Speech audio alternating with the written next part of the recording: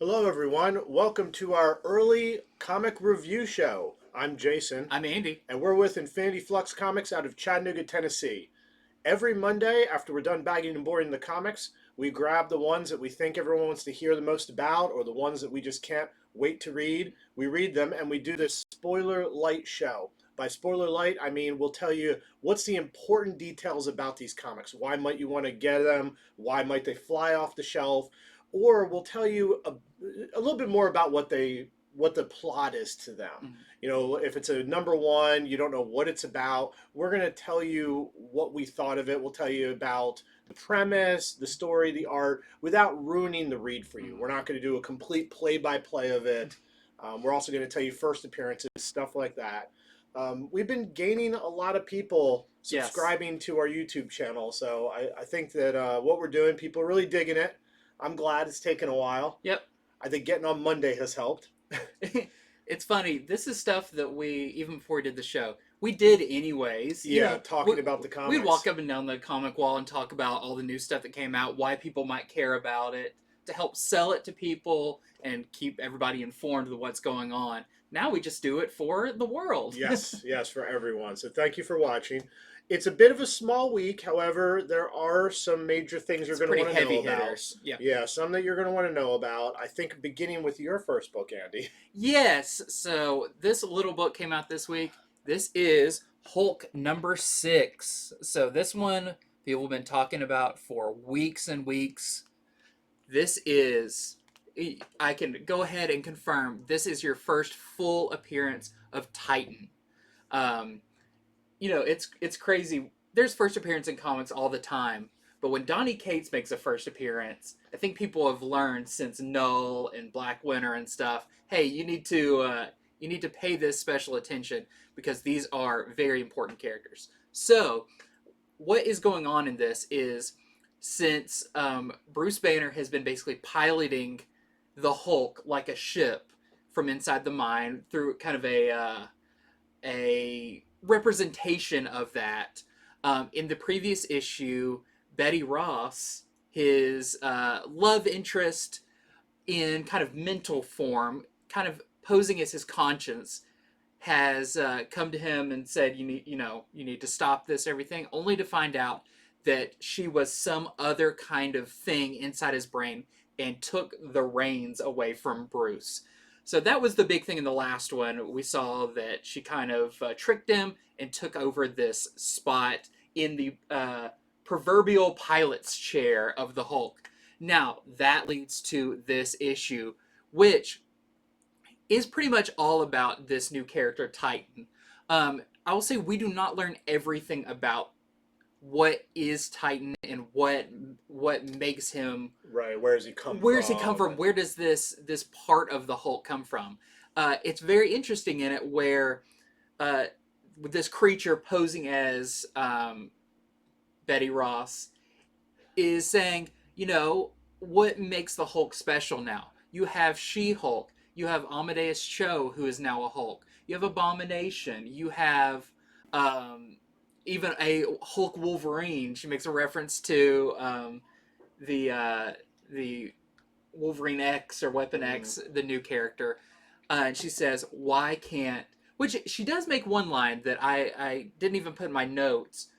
I'm wondering if I've missed something, but she says, "Even God has a Hulk." So that I just want to keep in the back of my mind going forward. It's the last line she says before she says, "Even the Hulk needs a Hulk." Hmm.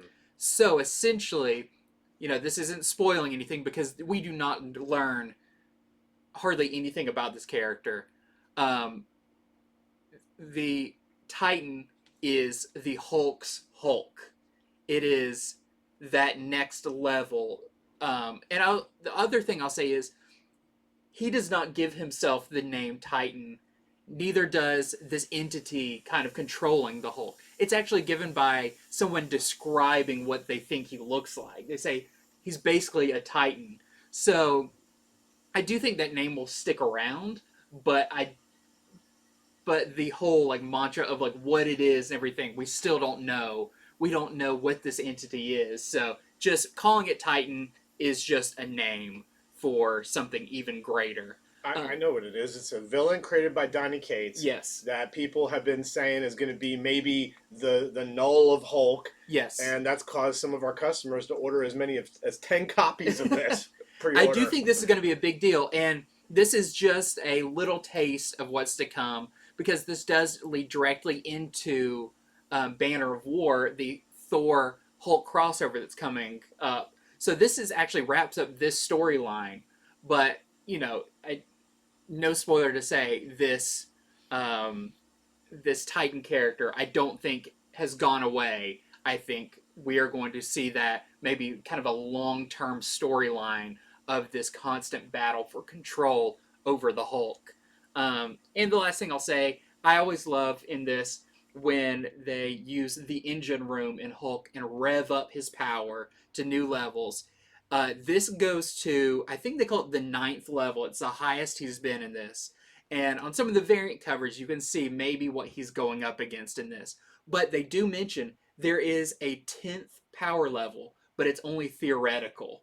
So, dropping a thing like that, at some point we are going to see what that final level is. Overall, great issue. Ryan Otley's art is incredible. I mean, seeing so much rampage and destruction is so much fun in this. This is a just like Titan, a Hulk's Hulk of a book. So, highly recommended. Definitely probably the biggest book of the week. Yeah, and I'll tell you, there's been a lot of notice that this was going to be a big book, so hopefully your whatever store you shop with ordered enough. Yeah. But no matter how much notice they give, there are certain shops that do not read news. Mm-hmm. They're just doing it for a job. They're not like us where we're actually reading everything. And so if you go to a shop like that, you may want to show up early because this book is going to sell out at the ones that didn't order enough. Yes. We ordered plenty. So anyone who wants to stop on by our place, and we got a plenty of this one. Yeah, and Donny Cates knows what he's doing. When you see Titan, it is a full page, title, everything. He knows how to write a first appearance of a character. Yeah, full appearance. And of course, this is going to have a ton of variant covers that are super cool. First, we have the Garner Spider-Man anniversary cover. That's just such a strange. This just needs to be a called like a character called Wrecking Ball, and he just swings on ropes and smashes through buildings. You won me over with that. When you put a name on it, awesome character. Then we have the this is those promo covers they're doing. This is the Otley promo cover. And then here is the spoiler variant. Now, I don't think this is a spoiler because I think everyone knows what Titan looks like at this point, but this is the Shaw spoiler variant. I mean, he looks almost like a nullified Hulk with like fire mouth breath thing. Then we got some awesome incentives. We have the 1 in 25 Masterazzo variant that we're selling to our customers for $20. Hulk going up against Silver Surfer and Galactus. And then we have the big one. This is the 1 in 200 Alex Maleev variant. We're selling to our customers for $190. That is one sweet cover. Yep. If you really believe in this first appearance, you're going to want to get a rare one, and that one, for every 200 regular copies, there's only one of those out there. Check that out. Really, it'd be less than that because, there's only one of those for stores that ordered 200. So if you have 4 stores that ordered 50 apiece, there's not going to be a 200 to represent those 50s. Right. It's just representative of one store ordering 200 copies. At least 200 copies, So probably not a lot of those out there.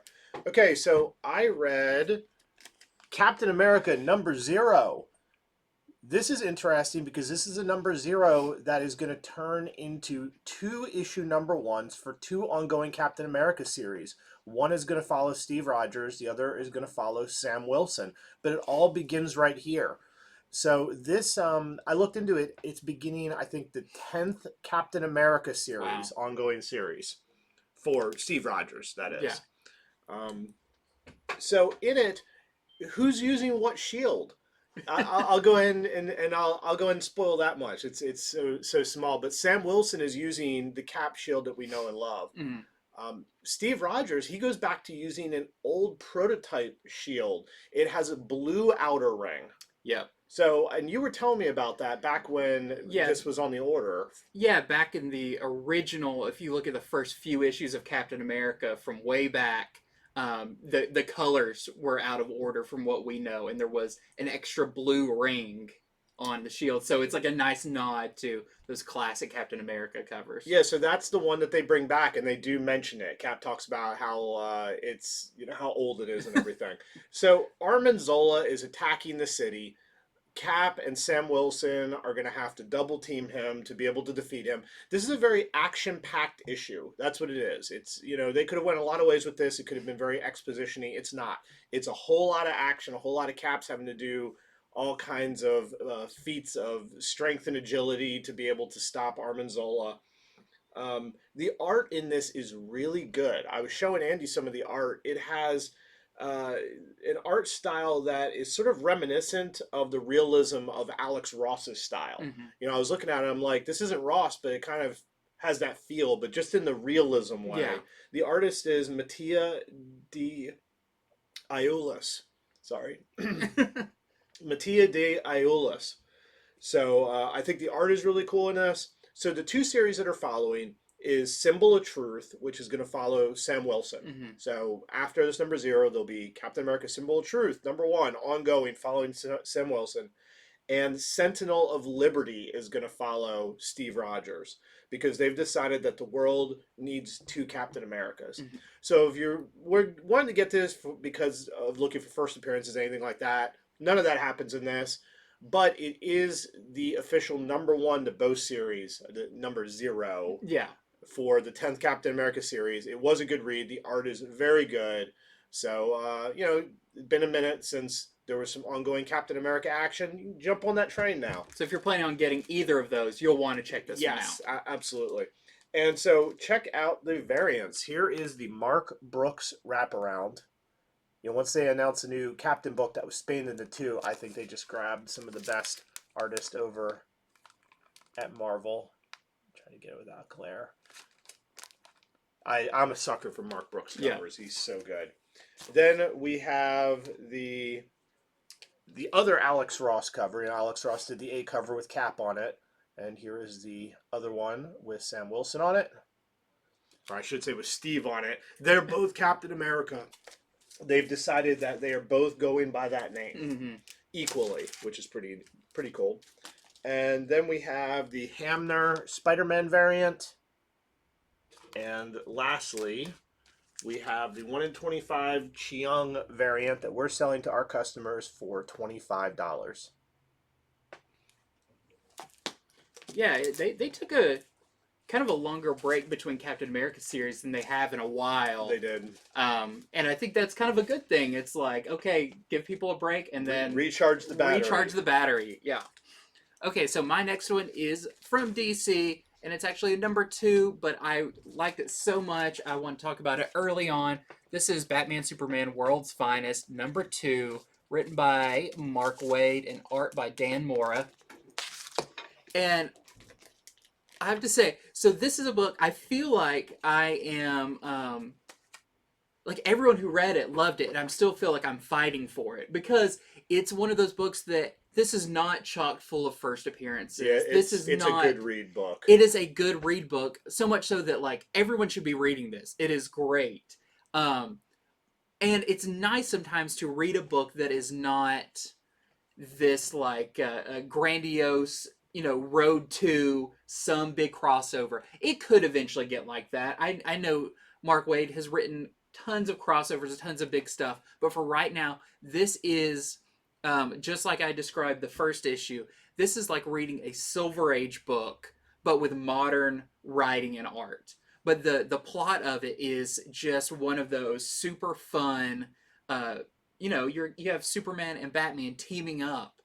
And in this one, it begins, in the last one, Superman got infected with some kind of kryptonite.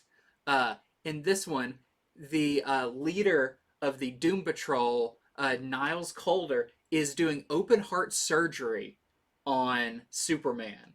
So it's like this kind of classic.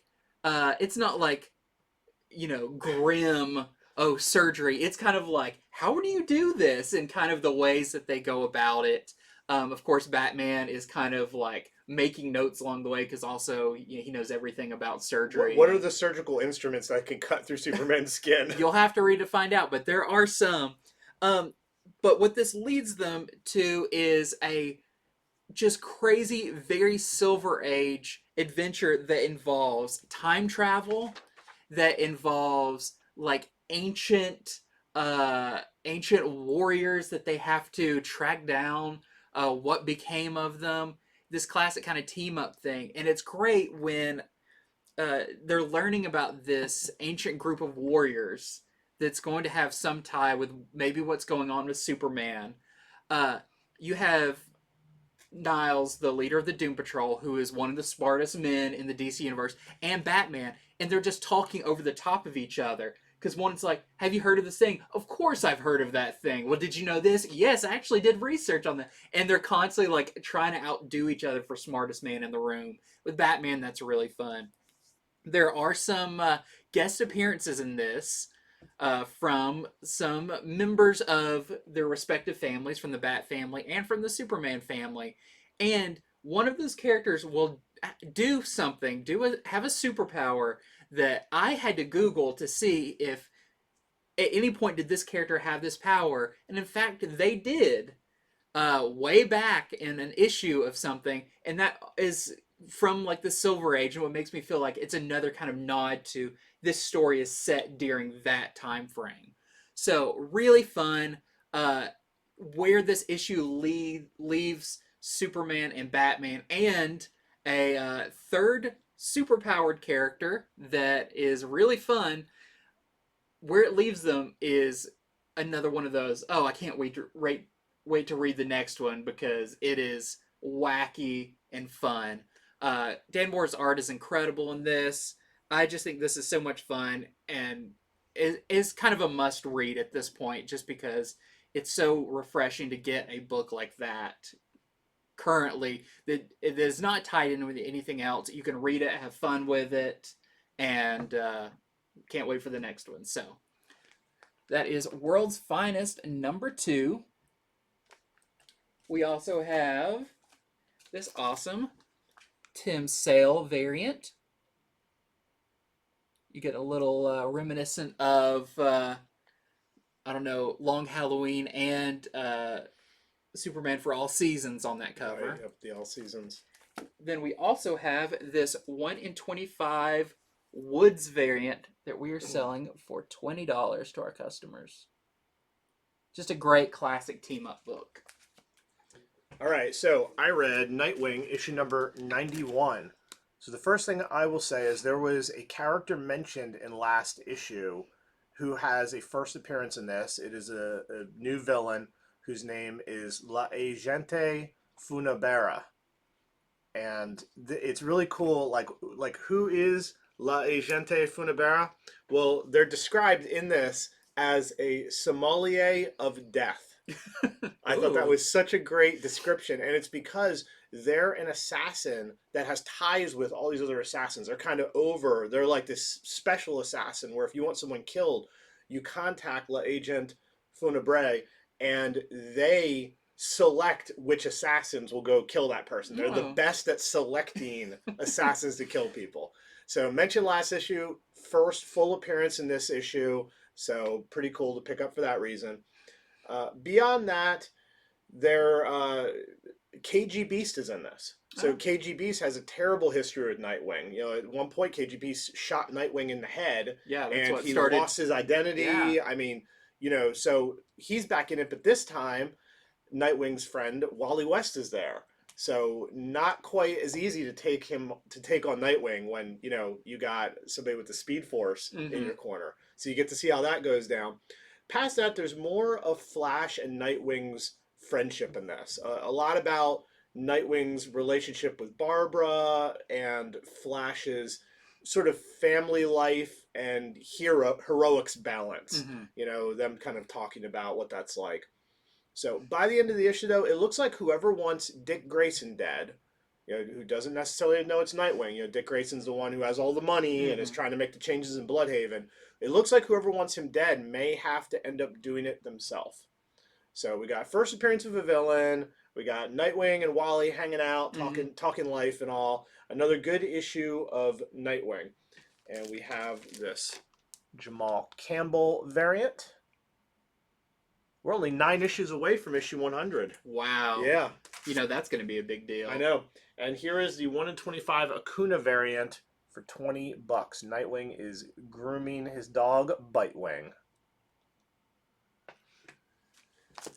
So next up for me is a new one from Dynamite. Yes, we rarely go over number ones from Dynamite, but I had to check out John Carter of Mars #1. So I'm a big fan of Edgar Rice Burroughs and the John Carter series, the big fan of his Tarzan, all of those classic pulpy sci-fi and adventure novels. So I wanted to check this one out because I remember reading in the solicitation that this was kind of a new take on it. So briefly, what this is after the events of the novels, John Carter of Mars and Princess of Mars and all of those, John Carter returns home to Earth.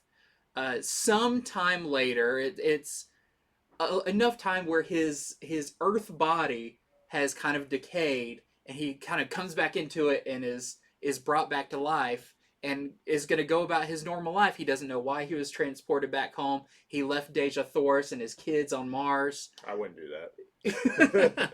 Well, this beam took him home, and he doesn't know what's going on. But what ends up happening is when he was transported to Earth, some Martians from Barsoom or Mars have followed him back and now start an invasion of Earth. So John Carter's on Earth during a Martian invasion, and he has little spurts of his powers from Mars where he had pretty much Superman powers, right? Early Superman powers, could leap really far, had super strength. He gets spurts of those while he's on Earth, and the Martians don't know how, but it looks like it's going to be kind of the reverse of the previous one. Now the Martians are on Earth, and John Carter is going to try to stop them and figure out how to get home. So I thought this was really good. It's cool kind of getting a new, fresh take on the character. Now, I'll say what's very interesting about this book is the artwork. The artwork, I would say, is more animated. It's almost closer to what you'd think of as like a Boom Studios title. Maybe like a Wind or something like that. The character's a little bit more exaggerated, a little bit more cartoony. But that was also a very nice change for a Dynamite book. Usually they go with a pretty standard superhero comic book style art. They do it well, but it was interesting to open this up and see a very different style. So if you are a fan of the novels, I say this is closer to that than the like the ongoing Deja Thoris series. It's a little bit more accessible and kind of a new sequel to those in a very cool way. So I definitely enjoyed it. I'll be interested to see where they go with it. So we've got a Yoon A cover for this. Got some very nice covers. We've got, this is the Mara and Mendoza homage variant. And it's funny seeing these variants because the characters don't really look like this in the book. They're definitely less ripped, I'll say. Then we have the Linsner, which also Deja Thoris is only in a couple of panels of this.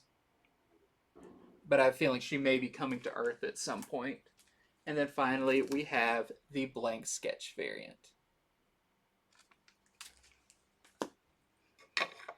Okay, so let's see. The next one for me to go over is I read. Oh, here it is.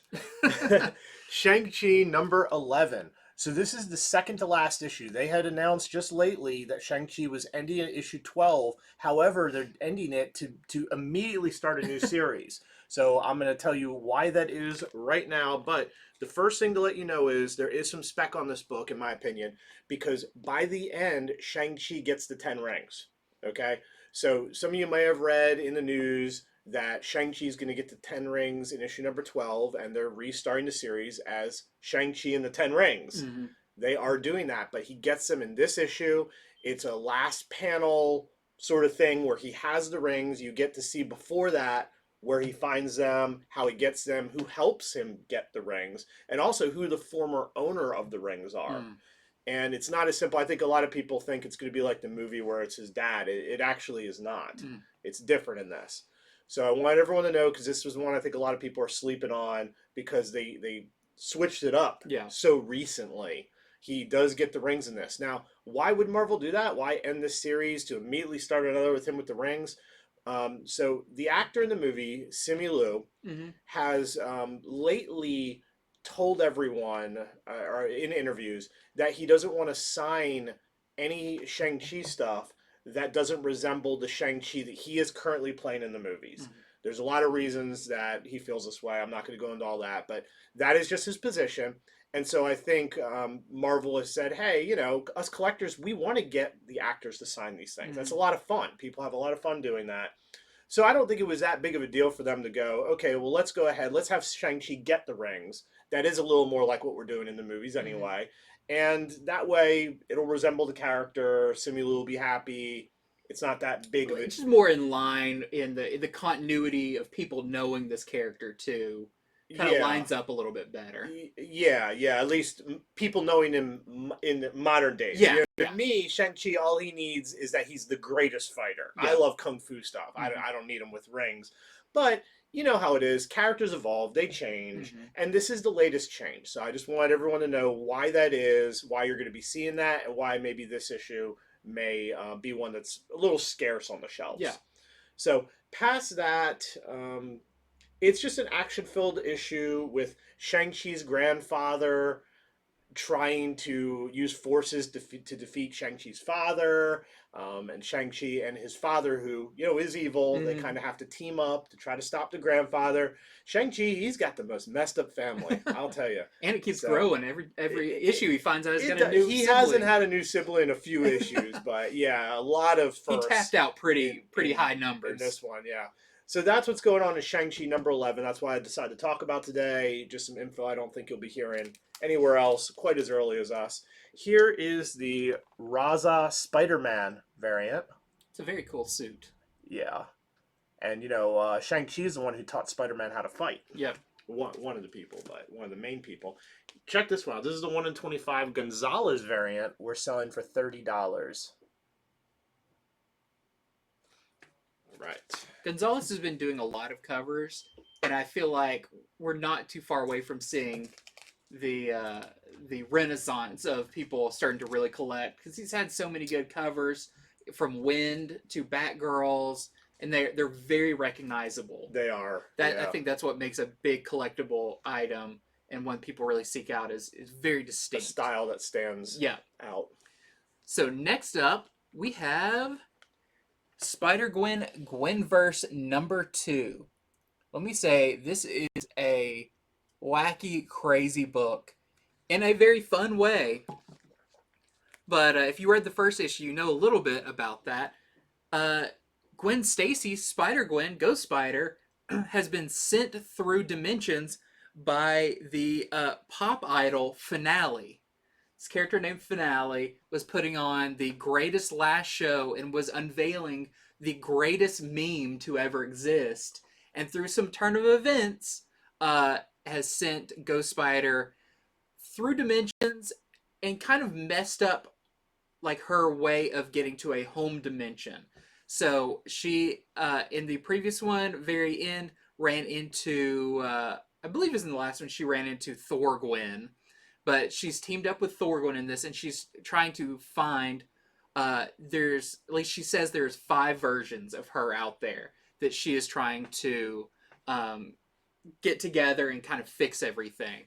What's more interesting about this is, I like they've done this, she basically explains these different versions of Gwen are parts of her personality. They've kind of made form. So the Thor-Gwen is kind of her adventurous, rambunctious side. In this, she also goes with Thor-Gwen to find the version of Captain America Gwen, who's kind of her respect for superheroes in the generation that came before her. It's very interesting. You do also see some other versions of characters, like this version of Gwen as Captain America was not the first. Someone else was Captain America before her, but it wasn't Steve Rogers. It was another recognizable character that was in that position, which is pretty cool. Um, I will say it's going to be hard to explain, but there is a situation that arises in this issue with a calendar of Gwen that she is not too happy with the photos of her in it, and they try to figure out which of her variants it is that would subject themselves to these humiliating photos, and you find out which it would be and what the reason for it, and it is very interesting. You've seen this character on another cover coming up, but it's just the interaction of all these Gwens is very funny and is a very weird, crazy subplot going on in this. There is also the first appearance of two villains that I thought was interesting because they weren't your traditional like, oh, this is this other universe's version of Scorpion or of another Spider-Man villain. No, there's two characters in this. One is called Fossil, and Fossil looks like a kind of anthropomorphic fossil, like bones of a dinosaur that can walks on two legs and talks and everything. He's got some kind of apparatus in his chest, and is a pretty cool visual character, and he gives his origin, and it's this isn't a spin-off of another character. He basically says, I was a scientist and I was doing this experiment. I turned myself into a dinosaur and all my skin fell off. It's pretty cool. And the other one is Roach Man 2099. So not your regular Roach Man, which I did some deep diving. There has been one Roach Man in a tangential Marvel comic from years and years ago. It was basically like a character that Marvel scrapped that didn't look anything like this. So I think this is kind of a new creation, and it's the 2099 version of whatever character this was, who also does some pretty heavy damage to one of the Gwens. So two pretty interesting characters that seem to just be made from whole cloth, and that was really cool. I like those characters. So this was a really fun issue, very crazy, but I think this is going to end up being a really fun mini-series overall with a lot of cool new characters. Also have one variant for this. This is the Greg Land Nightwing, or they actually call her Nightbird. She's from the Heroes Reborn series, and she is the one who's hunting our version of Gwen, so she's a pretty big character in this. Okay, so I read Trial of the Amazons Wonder Girl #2. So if you remember #1, it had the other half of Yara Flor on it. So if you have that, they connect together and you'll have one solid image of Yara Flor across both issues. So the first thing I'll say in this is we know that somebody murdered Hippolyta. And in this issue, it is revealed who murdered Hippolyta. And it is a known character. They admit to it. So if you're waiting for that, that does happen in this issue. So more on this. The trial got sort of interrupted. Wonder Woman got buried under rubble. So the trial's about to start again. However, Cassie Sandsmark goes, hey, I know who killed Hippolyta. And so, Nubia's like, all right, well, hold up, let's hear her out. I kid you not. And so Cassie says, okay, but I'm going to go through everyone I suspected and why it wasn't them. So that way, when I tell you how I figured out who it was, you'll see how I came to that conclusion. So that is what this issue is. She goes through all the people she thinks it could have been and why they didn't do it to finally reveal who it is. And they admit to doing it. Now I'll tell you, if you read comic news, you're out there just kind of like watching comic stuff. This has been spoiled. I'm not going to spoil who did it. Mm-hmm. It's been spoiled partly by DC because DC has announced a one shot the other day that has the name of the person and pretty much says, "Hey, they did it. They were the murderer." They announced it a little early by accident, so they should have at least waited till this came out tomorrow. Mm. But I'm not gonna spoil it. But just funny to me that things Yeah. like that happen. Beyond that, Wonder Woman, she's stuck under rubble. Clearly that's not going to keep her down there forever. By the end of this issue, something important does happen, not to a person, more to a place. There's more Doom's Doorway stuff, and it looks like everything's finally going to get wrapped up, which it has to because this is the second to last issue for Trial of the Amazons. This all ends in Trial of the Amazons #2, which is the next one coming out. Mhm. Everything's going to happen. I guess they're going to put the whole trial in that since we've only seen them like start the trial and then it keeps getting delayed. I don't know. So the art to it is Joel Jones. Beautiful Joel Jones art as always. So that is what's going on in uh, Wonder Girl Trial of the Amazons #2. Here is the Babs Tar variant. And we're still waiting to kind of hear where Yara Flor is going to go after this, because she doesn't have a series. Correct. But we know she's going to be kind of part of the Dark Crisis crossover and everything. So I think she's primed for some big stuff after this. Probably. Okay, next up is one that to be honest, I've watched some of this show, but I have not watched all of it. So I was expecting to read this, be kind of like, oh, okay, that was fine. But I really enjoyed this. This is Earth Prime, Superman and Lois #1. This is part of the Earth Prime couple of one-shots they're doing, and they're all going to connect at the end. Series related to the CW TV shows. So this one focuses on Superman and Lois, as the title suggests. But it's a very kind of heartwarming, very classic feeling Superman story where their kids in the show, they actually have two kids. They have Jonathan and they have Jordan.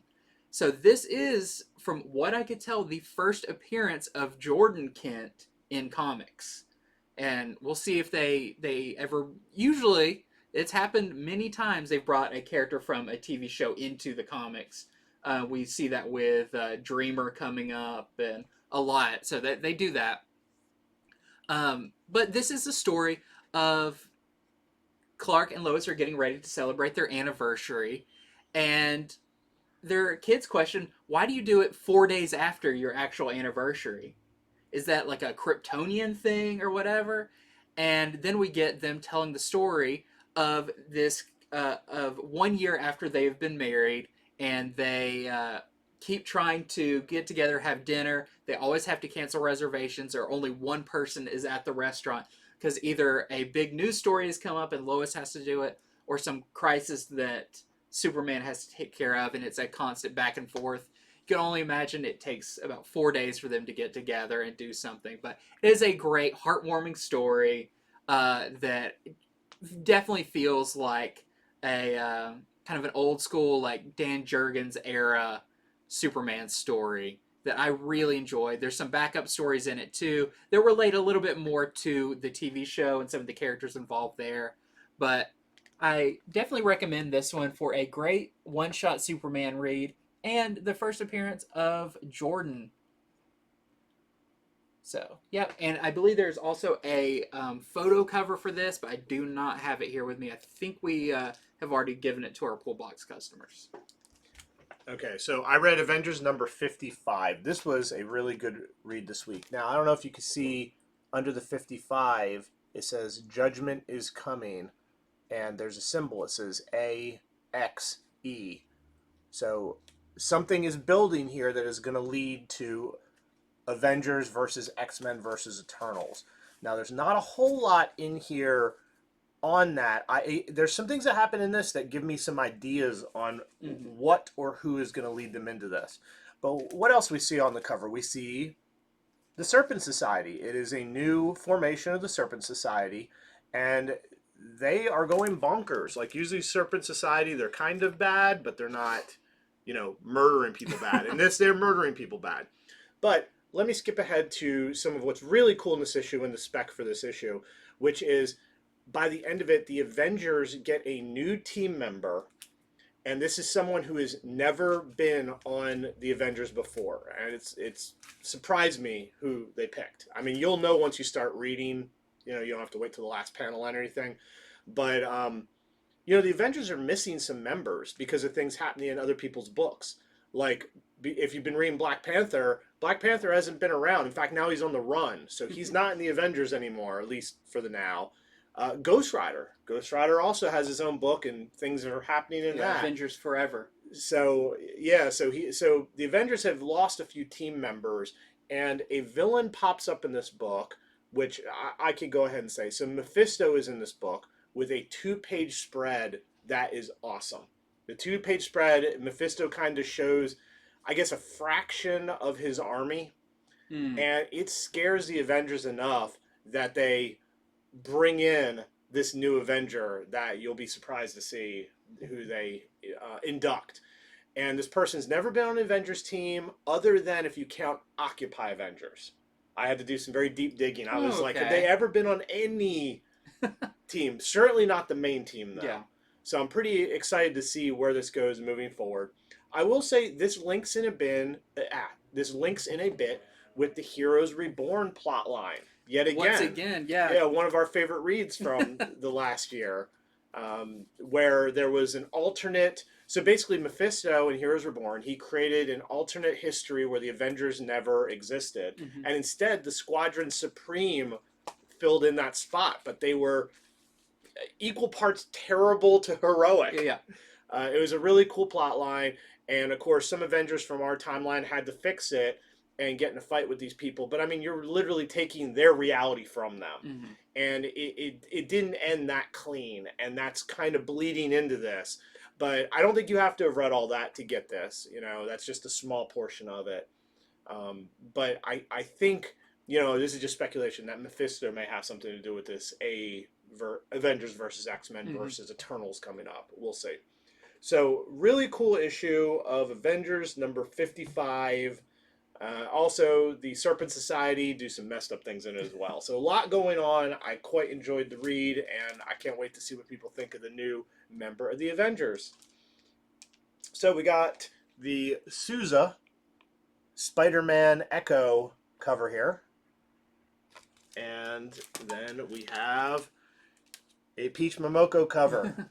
It would not be a normal week of Marvel without at least one Peach Momoko variant. So it's so funny, when we were reading Heroes Reborn, we were like, this is great. It's like a standalone event story. And it's probably had some of they're in your face tie-ins with other stuff, but characters and ideas from that are trickling into it is, especially in Avengers series, which makes sense because Jason Aaron was behind it, and he's writing that. Because like the Star brand that's on the Avengers team and has been ever since came from that as well. So yeah, and the Nightgwen or Nightbird from the tie-in issue to Heroes Reborn is a big part in SpiderGwen, and it's really cool. Everyone should go out and read that because it's a great read. Okay, next up I have our next issue of Nice House on the Lake. Nice House on the Lake number 8. Not a whole lot to report here. It is a very solid issue. If you've been reading it, I think you'll be very happy with it. It's since the last issue, it came back from its hiatus. Walter, who is something we don't know what, that has put everyone on this nice house and won't let them leave, he's decided to become part of the house guests and kind of reset their memories and everything. In this one, it's interesting because he is more... he's trying to make all this work. He thinks that he's given them a gift of this house away from whatever is outside this bubble that they're living in. They can have whatever they want, but they are still rebelling and trying to figure out ways to escape, and he doesn't understand that. It makes a very interesting kind of mental thing with him. How could people not want their wildest dreams. So a very solid issue, very interesting ending to it. So if you are enjoying reading Ice House on the Lake, you will really like this issue, and not too many issues left of it. We're almost out of the little dots at the top that it's checking through. So that is our A cover, and then we have this Bilquis Evely variant. Okay, I read Flash issue 781. I always enjoy reading Flash every week. It's just sort of self-contained awesomeness. And the cover here says, "Bring your kid Flash to work day." So in this, Wally is hanging out with Kid Flash after he springs Kid Flash. Well, really, he convinces Kid Flash to skip school. Not the best comic message here. No. But he really does. He convinces Kid Flash. He even tells him that math is boring and stupid. But, you know, there's a lot of humor in Flash these days. What's neat, though, is when Kid Flash is in the Teen Titans Academy, that's where he's studying, you get to see some Teen Titan members back from when Damian led the group. Like Roundhouse is there. I haven't seen Roundhouse in anything in a while. So I thought it was pretty cool to see them. You'll have to read the issue to see who the substitute teacher is. I won't reveal that, and how he threatens the kids in appropriate ways. That's just a small part of this issue. The main part is them going around, having a good time. Wally wants to talk with Kid Flash about their time with Barry Allen. He wants to talk about back when he was basically Kid Flash to Barry. And they discuss where Barry is right now, which is good. He doesn't come up very much in this, you know, as major a character as he is. Past that, past all the good talking and things that they do, they run around the world. He kind of is showing Kid Flash some of the things, places he likes to run. And there's some funny things. They come across the Hall of Doom from the Super Friends. Oh. Yeah, that's in this. They also go to Argentina, where it's revealed that the Flash was called Flush Man. And there's a note to look that up, like for the reader to look it up. And I did. And in the 1990s, there was a magazine called Flash there, where they couldn't write it with that name, and so they called him Flush Man. So there are these Flush Man comics from the 90s that truly are out there. This book, it's just cool in that way. It's just so much fun. A good read. It always puts a smile on my face. So that's Flash 781. And you learned something too. You didn't know about Flush Man. Yep, that is true. So here we have the Nicola variant. I mean, this is very much the spirit of the issue. Noogies. Speed Force Noogies. Oh, that's gonna burn. Okay, so next up for me, I have Wolverine number 20. So this is our first return to Wolverine after X Lives and X Deaths of Wolverine. So what do you do? How do you come back from a big story like that? You bring in Deadpool. Yeah, so for fans of Deadpool who have been sad that he hasn't had an ongoing series, he hasn't had anything, I think, since the Deadpool Black, White, and Blood. I think was the last thing he was in. I believe you're right. You will definitely want to read this, because in this issue, Deadpool he thinks it's finally time that that the mutants accept him on Krakoa, and he should be let on there. But of course, Wolverine is there to stop him as being kind of the security for Krakoa.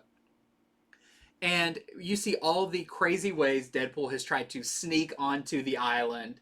He's put himself in barrels that have been smuggled in, or he tries to parachute in and ends up blowing up. And it's a lot of fun. It's classic Deadpool, violent but funny. And also, I have to tell this part, because this is the highlight of the issue for me. He goes to a comic book store and he picks up issues of New Mutants 98 and some old X Factor and stuff, and he's like, "Man, I used to be so cool. They used to love me. I was on X Force and everything, and now I'm nobody. They're all about Wolverine now." And he shoots a graded copy of Wolverine #1, which it's just that kind of Deadpool meta humor. It's really fun. You'll have to read it, because it's the way it's written is really great. And Wolverine actually interrupts this part in a pretty fourth wall breaking way that's fun. But this does actually get into more of Wolverine post X Lives and X Deaths, and he mentions some of his time traveling escapades and everything. So if you are reading that, I think this you could go from reading those miniseries, slip right into Wolverine, and you'll be good. And if you've been missing some Deadpool, this is also great for that. So check out Wolverine number 20. Deadpool's in the next issue too, because right before the show, we are privileged and we get early copies of certain things, and Yeah. they it was only 10 pages. I got an early 10-page preview, and Deadpool is still solidly in the next issue too. Yeah, I think people are going to be very happy about that. We have the promo variant by Gomez, and we have the Fornes variant of Wolverine wrecking those blinds. And then we have, I believe this is the Cocolo variant. Very nice. All right, so I read Doctor Strange, Nexus, and Nightmares. Now, this is some of what our show's about. What is this? You know, like, I think a lot of people would, you know, we've seen people come in our shop and look at stuff like this and not know, is it ongoing? Where does it fit in? So this is a one-shot. Currently, in the Marvel Universe, Doctor Strange is dead. And his role as Sorcerer Supreme has been taken over by Clea, Doctor Strange's sort of estranged wife. And it's funny, Doctor Strange estranged. But anyhow, so this is just a one-shot set before all that. Now, why is Marvel just pulling out a Doctor Strange one-shot out of nowhere? The reason is obvious, because the movie's coming out soon. Yep. You know, you don't want your character to just not have anything on the shelf when the movie's hitting. So what is this one-shot about? Basically, Baron Mordo has contacted this entity called Nightmare. And Nightmare has been going into Doctor Strange's dreams and making him have, what do you know, nightmares. But it's all about his past losses and failures. It's really chipping away at who he is. And it's been at it for months. And Nightmare tells Mordo, okay, I think I have rattled Strange enough. You got to break in the Sanctum Sanctorum and steal the Darkhold. It's always about the Darkhold. And with the Darkhold, you can let me out into the world, and then we'll really, you know, kill and dominate everything. So that's what this one shot is about. It's them attempting to do this, how it goes down, if they succeed or not, what Doctor Strange has to go through. It's also really funny to see where the Darkhold is. You know, it's just one book on the library shelf. I swear to you, it's just, oh, here it is, just amongst all these other books. It was a good one shot, good art to it. If you're just craving a good, just simple, one and done Doctor Strange story, I think that this is for you. And we have this variant. This is the La Roca variant. Next up, we have the final issue of Robins. This is Robin 6 of 6. This was their round robin, round 1 winner, which they do have round 2 going on right now. Let's see who's the winner of that one. But, yep, wrapping up this one. And I'll say it is revealed if Jenny Wren was indeed the original Robin, the first Robin. That's kind of been the mystery through this entire thing, that the other Robins are trying to figure out who is this person, why does she hate Batman so much, and is she really what she claims she is? You will find out in this. You will see her first meeting with Batman and kind of what that entailed. And was she really the first Robin? I don't want to give it away. Of course, that's the big thing in this. As you can imagine, it's complicated. And I'll say this is a really fun issue. I really liked it. I want to see more books with all the Robins teaming up. I think that's, you know, that's such a natural thing that this one man who brings them all together, they have in common, but they don't really have a whole lot other in common. It's really fun. So, and you know, this may be a character that we see pop up in the future. You'll have to read it and find out. But great ending to this series. And then we have our final workout variant. This is the Talaski variant for Robins with all of them working out together.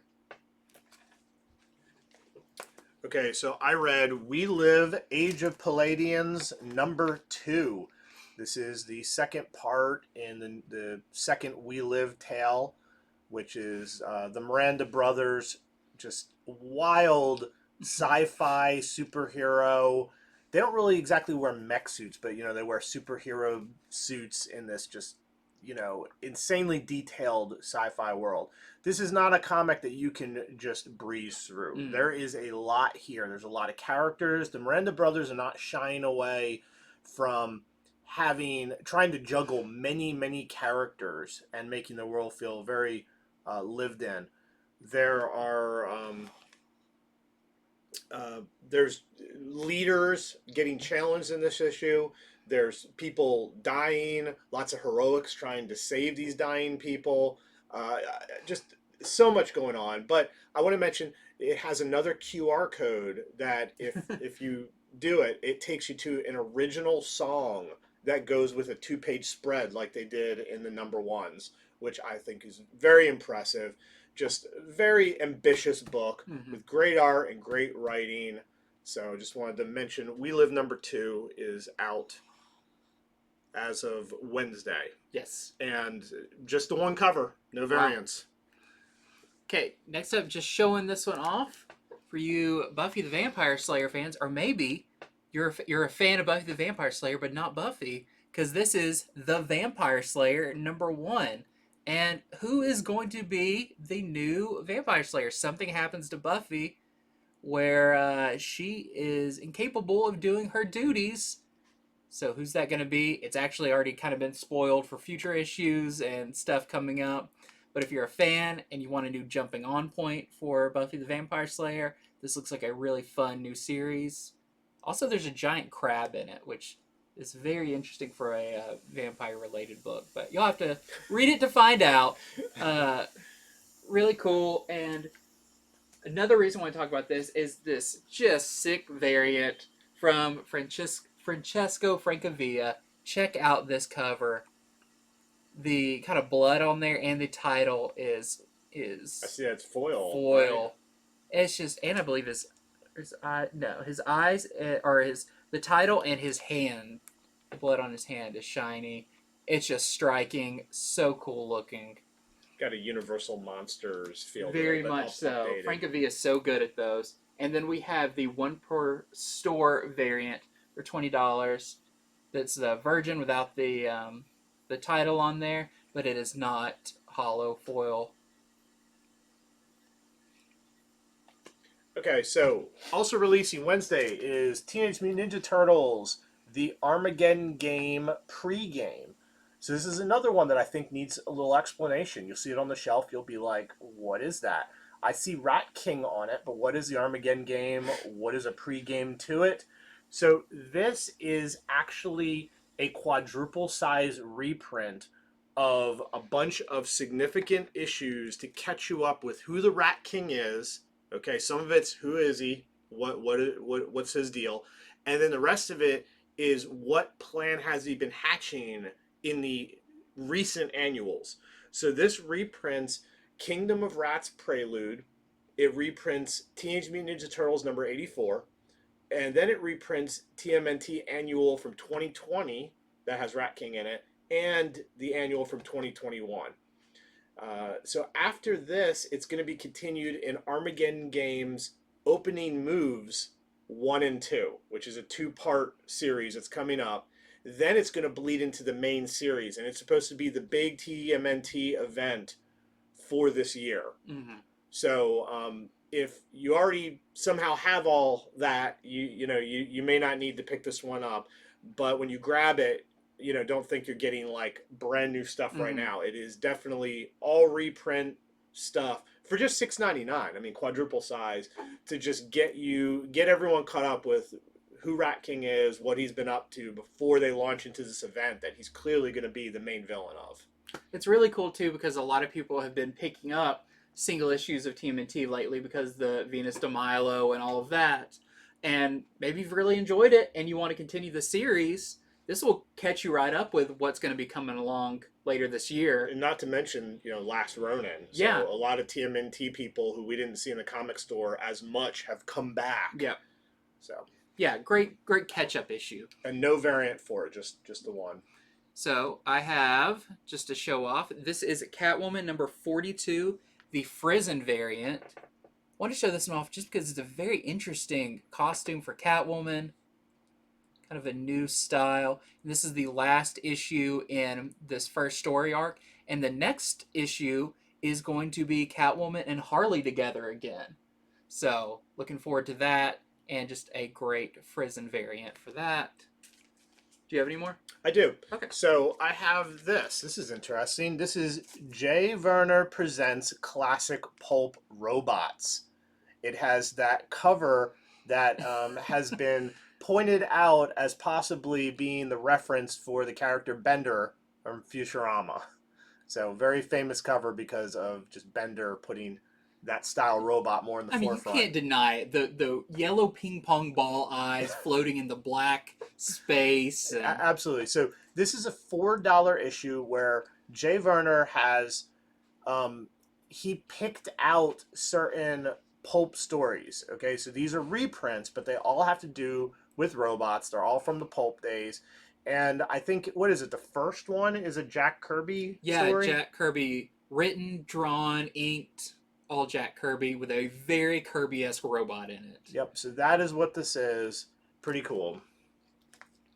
Okay, then another, don't talk about Zenescope much, but I checked out, this is 72 pages of content, Grimm Fairy Tales Quarterly, Sea of Souls. I'm a sucker for any scary water-related thing.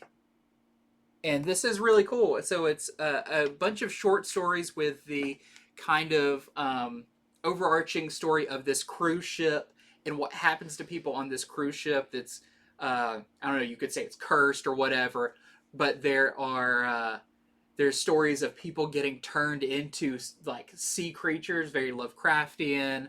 There's murders, there's a kind of zombie captain of the ship. Just a fun, one and done large book that has a general theme of the ocean and ocean monsters and all of that, mermaids. I just thought it was really cool that they're doing this, and yeah, I really enjoyed this one shot. So that is Sea of Souls, Grimm Fairy Tales Quarterly. And what else you got there? And then lastly for me, I have Transformers Beast Wars, the 2022 annual. So it's interesting. This is the annual for 2022, and we don't know how much longer IDW is going to have the Transformers license. This may be the only annual the series gets, but if you're reading the main Beast Wars series, you definitely want to check with your store that they pulled the annual for you. Some stores do, some stores don't, just depending. But yeah, so we have the annual for that. A lot of it's like a couple of little short stories in there about different Maximals and Predacons. How dare I almost call them Autobots? Gosh. And also just a brief reminder that next week, yeah, is issue 15 of Beast Wars, where I did the B cover for it. Yes. The main variant cover for the next Beast Wars cover is the one that I did in stores everywhere. So make sure to ask your store for that. If they didn't order any, see if they can order some more. See if it's still available to order. We'll be doing a lot of stuff here. I'll be signing and drawing little animal heads on them or doing whatever. It'll be very fun. The Andy Dugan variant. And I guarantee we ordered more of that variant than any store in the world. Yes. I, as a single individual, ordered more of that book than anyone in the world. And that book also has the retailer incentive. I believe this is a 1 in 10 that we are selling for $20. Okay, so that is our show for this week. As stated, a little bit of a small week, but we still felt there was enough to go over It and was just led by a show you Hulk. about. Yeah, yeah, they had to So, make room for Titan Hulk yep. to begin with. He's a But big guy. I hope we have done our job in telling you about all the new comics you're going to see on Wednesday, that we have armed you with the knowledge of what you want to pick up and what you want to buy, what is in these books, because some of them, hard to tell otherwise, Yes. for sure. So if you're watching us on YouTube, hit that subscribe button. That way you can see our upcoming videos. We release our video for Comics from the Future every single Friday. We're now doing whatnot shows where we sell things. We're on Facebook Live. We're all over the We're on place. screens more than we're not on screens at I this know. point. Yeah. So thank you for watching and have a great rest of your week.